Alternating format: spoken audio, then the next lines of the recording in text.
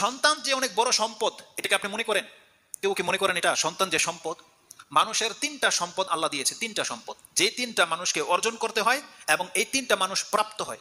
কি কি? একটা হলো এলম, জ্ঞান। এই জ্ঞান আল্লাহর পক্ষ থেকে নাজিল করা হয়েছে, যাকে তাকে আল্লাহ জ্ঞান দেয়নি। আবার যে সে অর্জনও করতে পারছে না, তার মানে জ্ঞান হচ্ছে প্রাপ্ত এবং অর্জিত। কে প্রাপ্ত হয়েছে? যেমন মুহাম্মদুর রাসূলুল্লাহ সাল্লাল্লাহু আলাইহি সাল্লাম, তিনি কি কোরআনকে অর্জন করতে পারতো কোনোদিন কোনো তাদবির দিয়ে? পারতো না। আল্লাহ তাকে দিয়েছে এই কোরআন। আমরা এই কোরআন তো কোরআনের জায়গায় আছে। এখন কোনো ব্যক্তি কি চাইলে পারবেন যে কোরআনটা আপনার সিনাতে ঢুকে যাবে? ঢুকবে না। আপনাকে কি করতে হবে? এখান থেকে অর্জন করতে হবে, অর্জন গ্রহণ করতে হবে। তাহলে এটা হচ্ছে আপনার অর্জিত সম্পদ, এলম। এটা হলো সব থেকে দামি সম্পদ। এটা দিয়ে কোনো ব্যক্তি দুনিয়াতেও মর্যাদাবান হতে পারে এবং পরকালেও সে এটা দিয়ে মর্যাদাবান হবে, এই এলম দিয়ে। যারা এলম নাই সে দুনিয়াতেও লাঞ্ছিত হবে, পরকালে তো অবশ্যই লাঞ্ছিত হবে।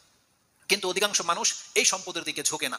মানুষ কোনটার দিকে ঝোঁকে? ওই আরো যে দুইটা সম্পদ আছে, এক হলো সন্তান আর এক হলো ধন। ধন এবং জন, কয় ধন জন, ধন সম্পত্তি আর সন্তান, এই দিকে মানুষ ঝুঁকে। আর পুরো পৃথিবী চলছে এই দুইটার উপরে ভর করে, এলমের উপরে ভর করে চলছে না। পুরো পুরো পৃথিবী চলছে এই দুইটার উপরে ভর করে। যতগুলো নেতৃস্থানীয় ব্যক্তি আছে, আপনি একজনকেও পাবেন না যারা এখন বর্তমান বিশ্বে নেতার আসনে বসা, রাষ্ট্রের প্রধান, এলমের ভিত্তিতে একটা রাষ্ট্রের যদি কেউ প্রমাণ করতে পারে, বিনা জাস্টিফাই, বলে দিলাম কথাটা, বিনা জাস্টিফাই আপনি প্রুফ করবেন।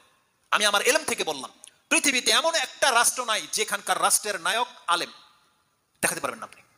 এলমের ভিত্তিতে কাউকে রাষ্ট্রের ক্ষমতায় বসানো হয়েছে বা কোনো আলেমকে মন্ত্রী বানানো হয়েছে তার এলমের যোগ্যতার কারণে, একটা রাষ্ট্রে যদি কেউ দেখাতে পারে তাহলে বিচারটা তখন হবে আমার, তার আগে নয়।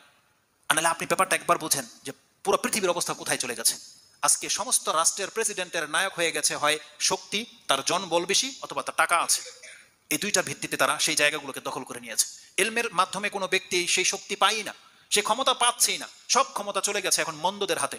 গত খুতবার আগের খুতবায় চাষারা একটা বক্তব্য দিয়েছিলাম, রাসূল সাল্লাল্লাহু আলাইহি ওয়াসাল্লাম বলেছে এই পৃথিবী ততক্ষণ পর্যন্ত ধ্বংস হবে না যতক্ষণ পর্যন্ত এই পৃথিবী চলে যাবে লোকা ইবনুল লোকা, তার মানে মন্দর ছেলে মন্দের হাতে। মন্দর ছেলে যে মন্দ, ওইভাবে ক্ষমতা রদবদল হতে থাকবে। যে ক্ষমতায় ছিল ও মন্দ লোক ছিল, খারাপ লোক ছিল, ওর পরবর্তীতে এই ক্ষমতা চলে যাবে ওর যে সন্তান, খারাপ সন্তান, তার হাতে। রাসূল সাল্লাল্লাহু আলাইহি ওয়াসাল্লাম বলছেন যতদিন পর্যন্ত পৃথিবী ওই পর্যন্ত না যাবে পৃথিবী ধ্বংস হবে না। তার মানে খারাপের ছেলে খারাপই ক্ষমতা পাবে, ভালোদের হাতে ক্ষমতা কোনোদিন আসবে না। যখন পৃথিবীর চিত্র এমন হয়ে যাবে, তোমরা অপেক্ষা করো, ওইটাই হচ্ছে কিয়ামতের সময়।